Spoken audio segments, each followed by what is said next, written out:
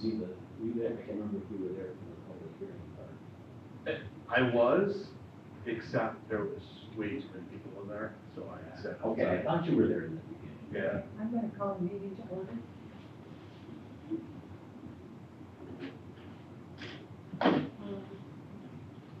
This is the, Cameron Conservation Board, the Friday Cameron Conservation Advisory Board meeting for Tuesday, May 28th. There's fire exits on either end of the hallway outside. We're in the gym tonight. There's an AED outside the gym doors. If anybody has any cell phones or pagers, turn them off or put them on mute. And, Cheryl, would you call the roll, please? Rob Westcott, Here? Janine Clark, Yes. Louis Stevenson. Here. Did everybody get a copy of the minutes of the April 22nd meeting? Yes. Cheryl, I'll love your summary of the GIS. It has maps and layers. That's my level of understanding of it too. Layers and layers and layers. So do I have a So I'll motion? move to approve, yeah. I don't think we can vote on it because I was not here, so I would abstain anyway, but we don't have enough. We don't have enough? I'd have to pass it. so Until next month. We'll have to pass it next month. I'm gonna say that it's an open meeting, so anyone in the audience who cares to comment, please speak up when appropriate. And I'm gonna move right into the reports. I did the planning board meeting on May 6th. There was only one item on the agenda for that planning board meeting, and it was a public hearing for William Ryan at 1377 Hamlin Farm Town Line Road. And the applicant was seeking a subdivision of land to create two parcels. And a lot of dimensions for the application. This is in the RVL zoning district. Chairman of the planning board opened the public hearing. No one spoke. There were no legal issues for the lawyer. I had no issues from the conservation board. It is an unlisted seeker, so the application and the seeker were approved. And that was the only thing on the agenda for the planning board meeting.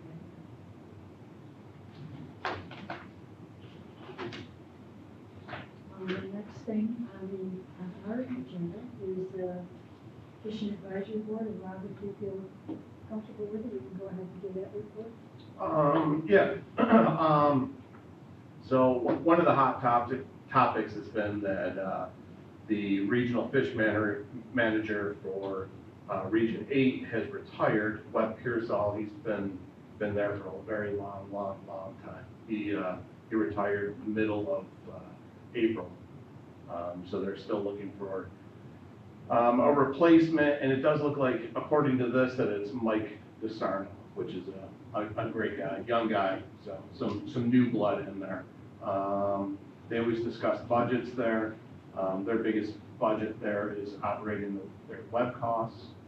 And probably one of the cool things, they had Chris Lagarde, which is the Lake Ontario's manager, on hand discussing lake trout.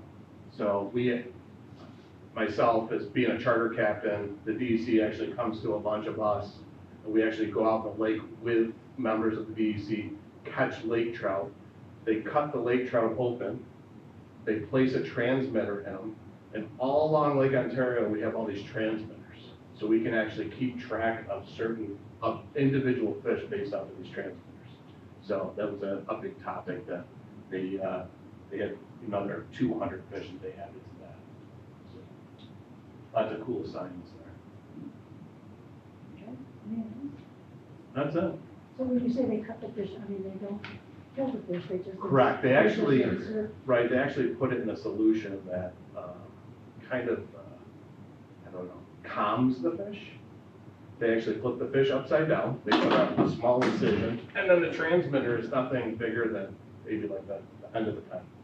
They actually place it inside the stomach, they literally stitch it back up. They put a visible tag on all the fish. So it kind of is, really it's to encourage people, if you catch it, to pull the tag, and you can call that number and say, hey, I caught this fish. But that visible tag is kind of like a, we would like you to put the fish back. You know what I mean? We'd rather have the information that, you know, the fish being in your cooler, so they'll actually put a tag in the back of the fish. It's kind of the size of like a pencil lead. And, very cool little thing. It's interesting. So, and it's just designed to. Do they monitor that? Yeah, they just want to know like the seasonal migrational patterns, and they But do. they must have it on their website where they. Yeah, so Canada's has a big part of that, but we literally have all these like transponders all across this lake on both North Shore and South Shore. There's all kinds of fish that are part of this. So it's not just lake trout, but there's also Atlantic salmon that are part of it. There is walleye are a big part of it, Cisco's are part of it, and it just, you know, somebody's doing a study somewhere, you know, and there's a lot of college kids that get involved in this stuff too, you know, doing things. That's really interesting. But yeah, it's literally just to kind of see where those patterns, like where these fish are going, and, you know, basically once they go past a transponder, it just kind of pings that, and then you pull the information off of that transponder. Very good, thank you very much. Ian Sainsky is not here, and speaking with him on the phone last week, he did say that they are dealing with the GIS, which is a monitoring system. So, but I don't really have any details about that. Back to Rob, do you have permission from the town board? So I've said in the past 2 town board meetings, really it was because there was public hearings on both. Both have been centered around a new cell tower going in at 901 North Hamlin Road. The first public hearing was about just changing a local law to allow that to happen. And then the second was literally a public hearing in regards to this cell tower going up. I don't know if I should make note, there was a little bit of reluctancy to it passing. And I will say that I was very surprised to learn about how much federal government overreach there is on projects with this. So as much as we feel that we are in control and able to determine whether or not we want this stuff in our town, we have learned that that's really not the case.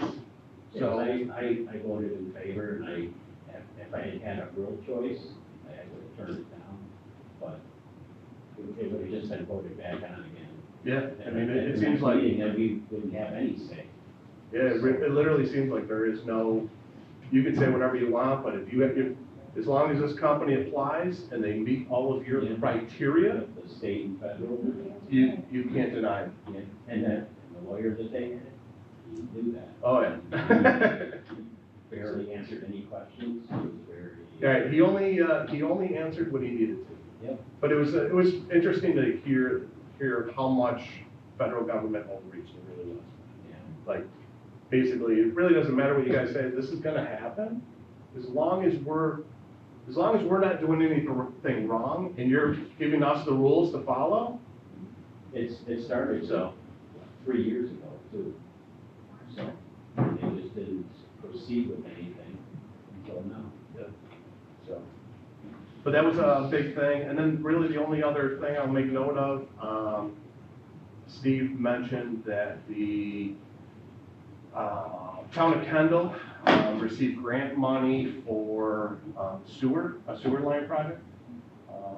And my ears perked up because part of that falls within Hamlin, including Westwood. So Moscow, I believe Cook Road is part of that. There were certain areas that Kendall is gonna take over and actually do, but literally all of Westwood from one end to the other is gonna be All the way up to the ports.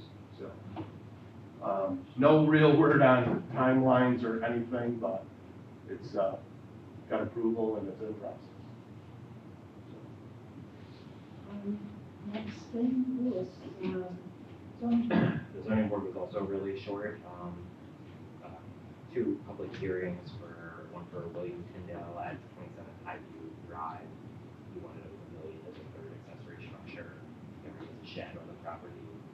A neighbor was there in support, wanting to participate in picnics underneath the new pavilion. So the board approved that one. And then Crawford at 45 Ross Cove Road. We did have variance for a 22-foot tall pole barn. So there were no speakers for that.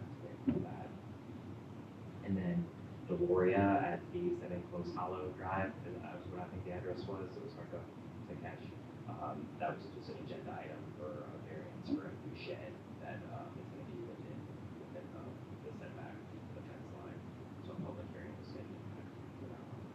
That was it. I'd like Louis has done some hard work, with the conservation board by himself, spearheading the lantern fly Oh, yeah. tracks. Do you want to Yeah. speak on that? Sure, I forgot about that.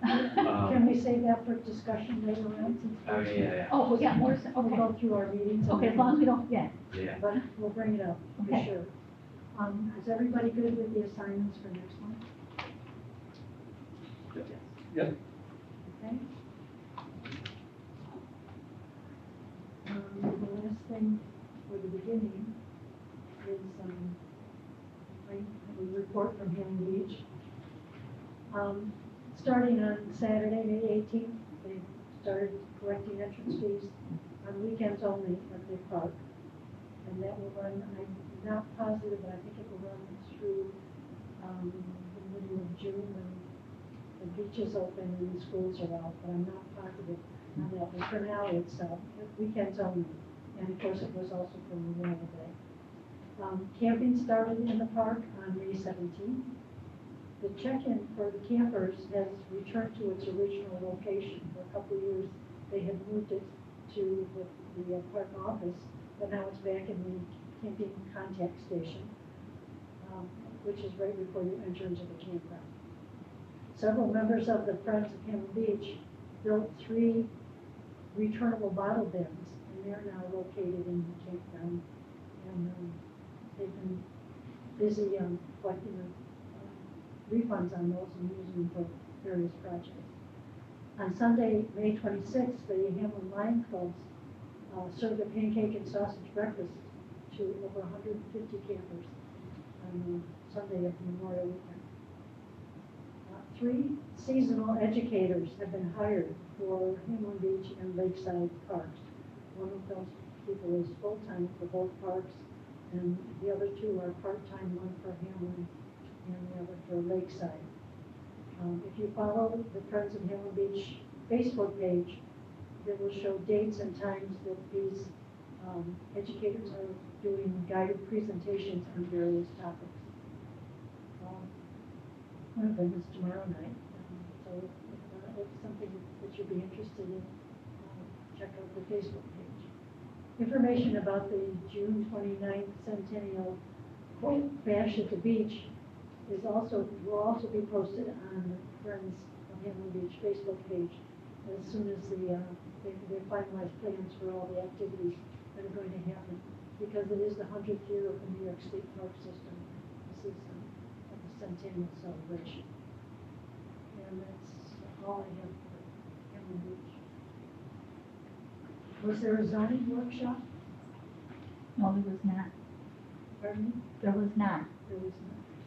Okay, then, that concludes this portion of the meeting. Do I have an adjournment for this part of the meeting?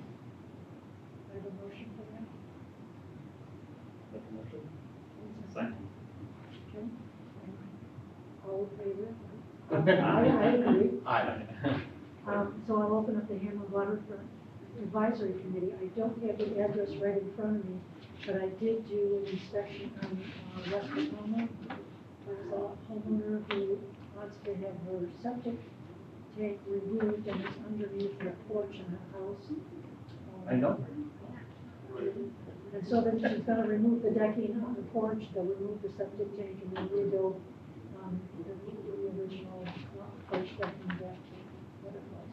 Do you have an address on that? 5726 West Watoma. Okay, that's the one. Elaine Valentin. Okay, This isn't a committee meeting, is it? It's the conservation board meeting. Oh, sorry for interrupting. Oh, no, not a problem. And that was all I had for referrals. So now we can go into discussion. And Louis, go ahead with your discussion. Sure, so this goes back probably almost a year now. Jake Kearney from the Monroe County Water and Soil Conservation District asked about putting a spotted lanternfly trap to monitor for spotted lanternflies on the town campus somewhere, and they wanted someplace out west. So they got Webster and a few other county parks mostly. They didn't have anything else on the west side though, so they reached out and we talked about it early, probably last summer when the first idea was, and then told we might be interested, and then pursued it. Did they install it? They've installed a couple on this property, and I think they plan on installing some over, like on Highway. And I haven't seen the sign yet, but I guess they put a sign up and has the town of Hamlin logo on it, which is very nice. So thank you very much for all your help. I've seen like prints of the sign without like, insert your logo here, so it's like educational about what this is. So is it like the traps like they had for the Emerald Ash Borer that they're just monitoring? Is that what Yeah, it it's is? Sticky board kinda? Yeah. That's a cool thing. Well, it reminds me that, I'm sorry, That's it. I read an article on my newsfeed on my phone that in Orleans County, there's issues with the box tree law that's invading in Orleans County. The address was Noblesville, which is just west of Albany. And so people should be on the lookout for, if they have boxwood on their property, that these caterpillars, the caterpillar stage is quite devastating. And if you check the underside of the leaves of your boxwood, you can remove these caterpillars and just drop them in soapy water, and that'll get rid of them. But if it's a serious infestation, you might need to contact somebody about eradicating them. But it's just another invasive species, just like the lanternfly, just like the Emerald Ash Borer. So that's something that just to take note of. Anything else? Anybody else? I guess I can share the Lake Ontario Charter Boat Association just hosted a meeting at our last meeting with the New York State DEC. Obviously, mainly the fisheries. The DEC used to host a series of what they call the State of the Lake meetings. And they were east end, west end, and then kind of centrally located. They kind of did away with that because it turned out to be kind of too scientific. Get a bunch of people in one room in like an auditorium setting, and you just talk science, kind of boring slideshow. And they've gone to more of a Q&A, personal type, one-on-one discussion group versus that old system. And it's done okay. Past, I think we're three or 4 years in now. But so that went well. But it's a nice time for fishermen to kind of come in and give the DEC their 2 cents, or ask questions, or rather than the scientific display of whatever's happening in the world. But we just did that recently, and like I said, I think that everything went well, and we plan on continuing to do it that way. Very good. Anything else for discussion? Okay, then I guess we just need a motion to adjourn. Motion. Can I second it? Anybody opposed? Okay, very short meeting.